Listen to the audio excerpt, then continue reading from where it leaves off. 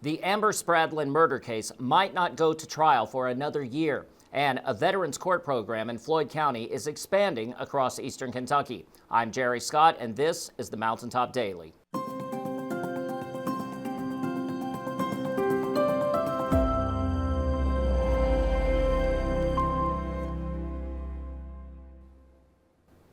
Floyd County Commonwealth's attorney Brent Turner has responded to a Floyd County murder defendant's request to move the trial and hold it as soon as possible. The filings are the latest developments in the murder case of Amber Spradlin, whose body was found June 18, 2023. She had been stabbed at least a dozen times in the neck and head. Earlier this month, attorney Stephen Romines filed motions for a speedy trial and change of venue for his client, 25-year-old M.K. McKinney, who is charged with Spradlin's murder.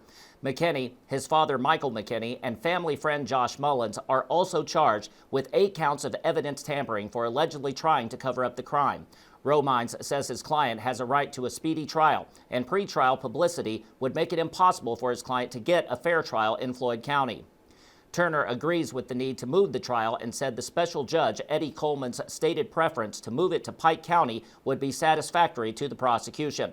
Turner departs from the defense in terms of the trial's timing, however, saying it could be another year before the prosecution is prepared to present its case. You can find his full responses on our website, mountain-topmedia.com. A veterans court program in Floyd County has proven to be successful. It is expanding to neighboring counties. Sheldon spoke with the judge behind the effort to learn more about it. Veterans Treatment Court in Floyd County has been going strong for some time now, but a state grant is now lifting that up and improving it even more. Floyd District Judge Jimmy Blue Markham has for the better part of half a year been holding Veterans Treatment Court to the best of his ability, but says now a new state grant will help to continue and expand the court's work. Well, they sent me a grant writer down here, and that was the last thing she did before she retired. She applied 3 times. We got turned down the first 2 times because they went to a big city somewhere. But she finally got us a grant. It's the last thing she did before she went out. And they give us $600,000 to help these veterans for this period of the grant. Veterans often return to civilian life with challenges such as mental illness, substance abuse disorders, and resulting criminal behavior. The court aims to offer specialized help in these areas and is reserved for those carrying open criminal cases. Since we've got the money and the Fed said we have to use it a certain amount of time, what we've done to get the grant was become a regional veterans court. Instead of just Floyd County people, which I was sorry taking them in from other places, but part of this grant is we're regional now, and I think we serve 22 counties. So say you got in trouble in Johnson County or Wolfe County or Letcher County, they could send you to Veterans Court. They would transfer the case to me, and then I would have the case till you complete Veterans Court, and then I'd send it back to that court once you complete the program. So, I mean, it's not just for Floyd County people, it's for anybody in Eastern Kentucky. I mean, we've had them as far away as from Madison and Fayette County also. The entire process is a team effort that includes judges, court staff, prosecutors, defense attorneys, treatment providers, probation, and law enforcement. What I've seen is these veterans, I have a lot more success of getting them back on track. You know, they've always all been productive members of society. They've served their country. They've done great things. And when they get back, they kind of get off the rails. I'm not going to say a name, of course, but I had a nurse that was in the program, and she was living in her car when we got her. She had lost her nursing license.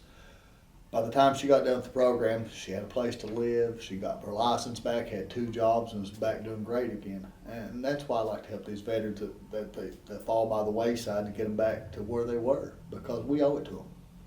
To learn more about Veterans Treatment Court, visit kycourts.gov. Reporting for Mountaintop News, I'm Sheldon Compton.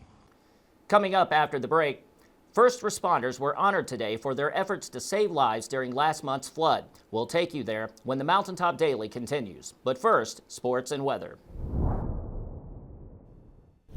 With this Mountaintop Sports Report for Friday, I'm Brittany Rowe reporting. The Kentucky Wildcats will battle rival Tennessee at 7:39 p.m. from Indianapolis.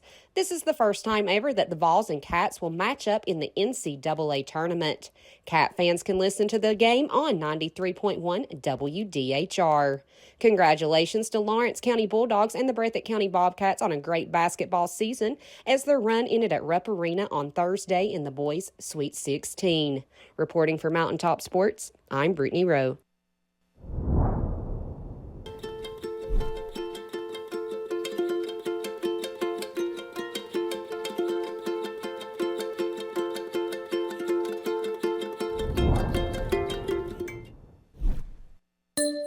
Hey, it's Kristen, Marketing Manager at Appalachian Wireless. Do you have a cracked screen? What about a failing battery? Don't stress. Appalachian Wireless has you covered. Our device repair service gets your phone in working condition fast. No need to send your device away. Get it fixed locally today. Stop by an Appalachian Wireless store today to learn more about fast and reliable repairs. Or visit us on the web to learn more about our deals and promotions. Because we are you, we are Appalachian Wireless.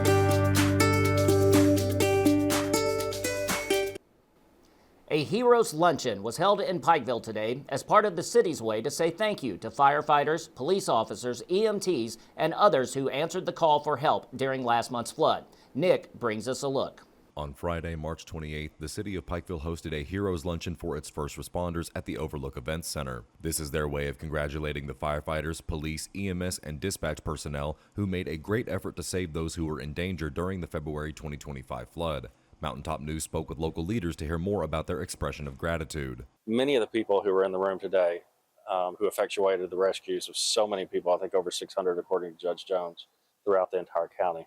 Many of those who are here today were dealing with their own flooding problems. Some of their own homes were flooding, and they were still out trying to help others. And that's what the true meaning of service, in my definition, for all first responders, including police officers, telecommunicators, firefighters, EMS, paramedics, and so on, embodies.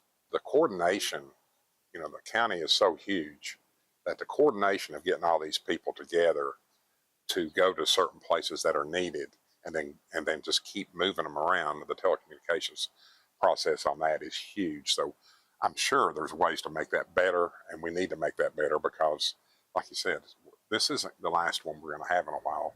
It's going to happen again. While many Pike County residents may have respect for area first responders, they likely haven't seen them in action firsthand. The effort and coordination required to pull off any rescue cannot be understated. I always know and have known for years what they do, but to see them do it, it's totally different. And like I said earlier, it's very humbling to watch it in action.